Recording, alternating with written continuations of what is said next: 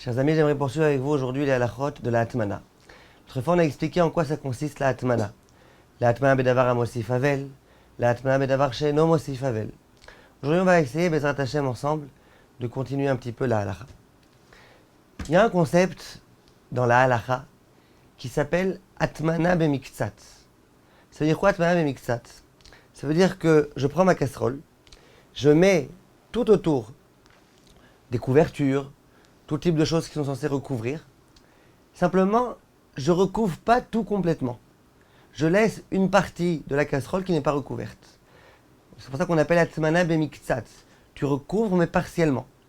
Alors ça peut être que tu recouvres par exemple sur les côtés mais pas en haut. Ça peut être que tu mets des couvertures en haut, au-dessus du couvercle, mais que tu ne mets pas sur les côtés. Ça peut vouloir dire beaucoup de choses, Hatmana bemiktsat. Et la question qui va se poser, quel est le statut de Hatmana bemiktsat? Est-ce que Hatmana bemiktsat, je considère que c'est comme une Hatmana, et donc toutes les halachot qu'on a dit la semaine dernière, elles seront valables. À savoir que si jamais la casserole est sur la plata, eh ben j'aurai pas le droit de faire une Hatmana bemiktsat, même depuis vendredi, avant Shabbat. Et à savoir que si pendant Shabbat, je retire ça de la plata, je retire la casserole de la plata, ben pendant Shabbat, j'aurai pas le droit de procéder à cette Hatmana bemiktsat. Alors que si c'était vendredi, j'aurais eu le droit. Bref, le cours d'autrefois. Est-ce que je considère que quand il y a des couvertures qui ne sont pas complètement autour de la casserole, ça peut être Hatmana ou pas? L'opinion du Rama, Rabbi Moshe Isserles, c'est de dire que Hatmana bemiktsat ne s'appelle pas une Hatmana. C'est pas Hatmana. Ce que Chachamim ont interdit la Hatmana, c'est dans le cas précis où ça englobe, où ça enveloppe complètement la casserole. Si ça n'enveloppe qu'une partie de la casserole, ça s'appelle pas Hatmana. C'est l'opinion du Rama. L'opinion du Shulchan Aruch, Rabbi Yosef Karo, ça veut dire que non. Hatmana bemiktsat, c'est Hatmana. C'est pas une Hatmana totale, mais c'est une Hatmana. Et donc la halacha, elle est tout à fait valable. La halacha qui interdit de procéder à une Hatmana, eh ben, elle inclut aussi le cas de Hatmana bemiktsat. En pratique, qu'est-ce qu'on va dire alors? Qu'est-ce qu'on va faire dans la halacha les maaseh? On aurait tendance à dire, eh ben, les Ashkenazim, ils ont qu'à se plier au Rama, et ils peuvent se reposer sur son opinion et autoriser Hatmana bemiktsat. Alors que les Sfaradim, ils doivent être Machmirim, comme l'opinion du Shulchan Aruch. Alors il faut savoir qu'à ce sujet-là, au sujet des lois de Hatmana, comme d'ailleurs au sujet des lois de Sheia, comme on avait dit à l'époque, il y a une coutume qui date depuis déjà très longtemps, et cette coutume-là, c'est que même les Sfaradim, eh ben, ils se reposent sur l'opinion ashkénaze.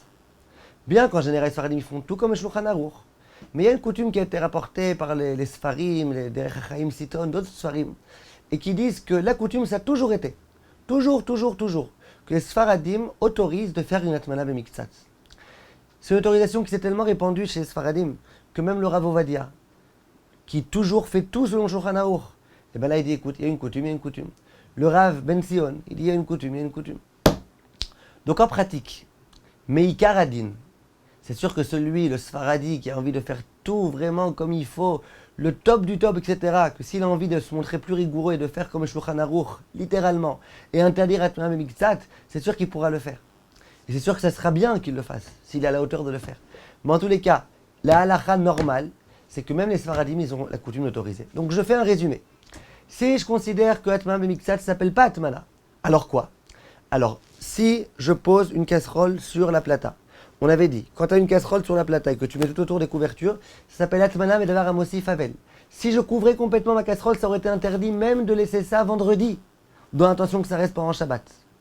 Et bien, si jamais, vendredi, je mets une couverture sur la plata, mais qui ne couvre pas complètement, qui ne couvre que partiellement, c'est autorisé. Maintenant, pareil, on a dit que Shabbat, si jamais je veux mettre des couvertures autour d'une casserole, mais que la casserole n'est pas sur la plata, on avait dit que ça, c'est autorisé de le faire vendredi, mais quand Shabbat est déjà entré, c'est interdit. Alors ça, c'est vrai si je couvre complètement. Mais si je ne couvre que partiellement, c'est autorisé. Qu'est-ce que j'appelle entièrement? Qu'est-ce que j'appelle partiellement? C'est sûr que si jamais je recouvre complètement et que je laisse un demi-millimètre, tu vas pas dire que ça s'appelle partiellement. Alors c'est quoi partiellement? Alors, moi, si vous m'aviez demandé, j'aurais dit partiellement, je sais pas, c'est peut-être par exemple la minorité. Peut-être jusqu'à la moitié exclue. Mais en fait, les poskim, le Rav Shlomo Zalman Auerbach par exemple, dit pas comme ça. Et donc ça va être ça notre conclusion. La halakha, c'est de dire que si jamais je recouvre même une grande partie, même la partie majoritaire de la casserole, et que je laisse une partie découverte. La question, ça va être de savoir, est-ce que du fait que cette partie est restée découverte, on va ressentir qu'elle n'a pas été complètement couverte? Ça veut dire qu'on va perdre, par exemple, 1 degré, 2 degrés de chaleur par rapport à ce qu'on aurait eu si on avait tout recouvert. Ça peut être même mixat. Donc vous êtes d'accord, par exemple, que si vous recouvrez tout sauf un demi-millimètre, eh ben, on ne pourra pas considérer ça comme étant un même mixat. Mais si par exemple je recouvre tout et que je laisse 5 cm découvert, eh ben là on pourra dire que c'est un même mixat. C'est sûr que dans ces 5 cm là, eh ben, l'effet de la chaleur il va être ressenti. On va bien ressentir qu'il y a une différence entre si on avait laissé ces 5 cm découverts ou si on avait rempli ça. Alors vous allez me dire, vous ne pouvez pas nous donner quelque chose de précis, 4 cm, 5 cm, 3 cm? Non, je ne peux pas. Ça dépend de plein d'éléments. Ça dépend de la taille de la casserole.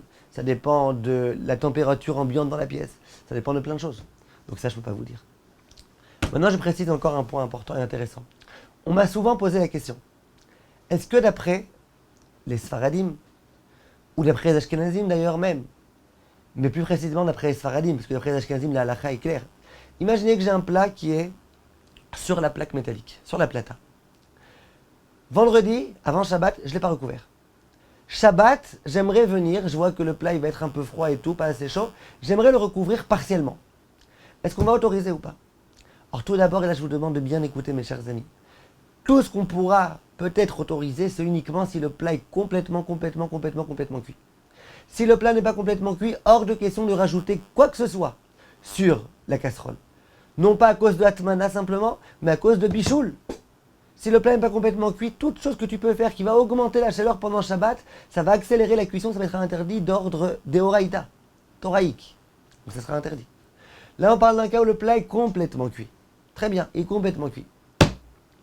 Alors, le plat est complètement cuit. Et j'aimerais poser une couverture partiellement sur la casserole, mais pas totalement. Est-ce qu'on peut m'autoriser ou pas? Quelle est la halakha? Alors, si je suis ashkenaz, comment ça s'appelle cette question-là? Ça s'appelle une question de Atmana bemiktsat bedavar amosif avel. On a très bien compris que c'est autorisé, on a dit que le Rama il autorise.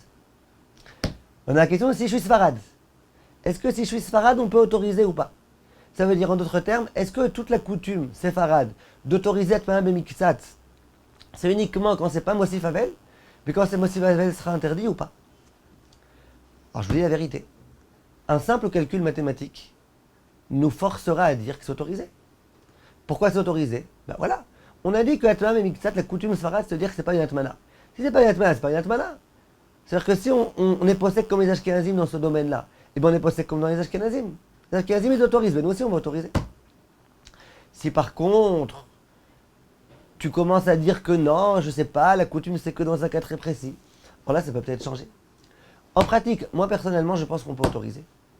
J'en ai parlé récemment avec le Rav Zafrani, il m'a dit que lui aussi, il pense qu'on peut autoriser, mais Ikaradin, celui qui va être mahmir, bien sûr c'est bien qu'il soit mahmir, s'il est sfarad, de faire comme le Shulchan Aruch et de rien autoriser du tout.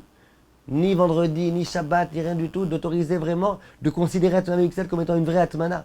Et donc de n'autoriser que selon les principes de la semaine dernière. Mais il dit c'est sûr que d'après la halakha, on peut autoriser. Bon, le Or Letzion, lui, il a l'air de ne pas être très tranchant. D'un premier temps, il veut dire que non, après il veut dire que peut-être que oui, après, c'est pas très clair son opinion. Donc voilà, sachez que ceux qui veulent l'autoriser, pendant le Shabbat, ils auront le droit, mais à condition que ce soit vraiment une Atmana Bemiktsat. Sinon, c'est interdit. On continue la prochaine fois, Bezrat Hashem, avec le conseil alors, pour les Sfaradim qui veulent faire tout comme le Shulchan Aruch, et qui considèrent que l'Atmana Bemiktsat c'est interdit. Alors, dans quel cas on peut peut-être autoriser? La semaine prochaine, Bezrat Hashem. Merci de votre attention.